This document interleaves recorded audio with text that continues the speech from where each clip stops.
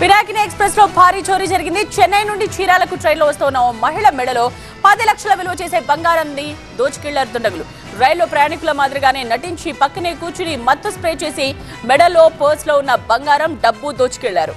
చెన్నై నుండి విజయవాడ వచ్చే పినాకిని ఎక్స్ప్రెస్ లో ఈ ఘటన వెలుగు చూసింది. బాధితుల ఫిర్యాదు మేరకు పోలీసులు కేసు నమోదు చేసి ఎంక్వైరీ చేస్తున్నారు.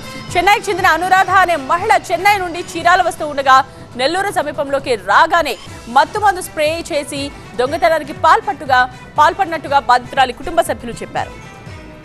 పెద్దమ్మ మద్రాసు నుంచి పర్చూరు వస్తుంది, వస్తుండగా స్ప్రే చేసేసేసారు.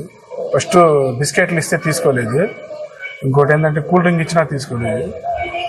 ఏంటంటే స్ప్రే చేసేసి రావంతున మెడలో ఉన్న 8 సవర్లు హారం ఒకటి, అదే హారం కాదులే, ఇది గొలుసు 8 సవర్ల గొలుసు ఒకటి, ఇంకోటి ఏమన్నా నల్లపూసల గొలుసు, బ్యాగ్, దాంట్లో కొద్దిగా క్యాష్ ఉన్నాయి. మొత్తం చేసేసి మొత్తం 10 లక్షల దాకా ఉంటుంది అండి.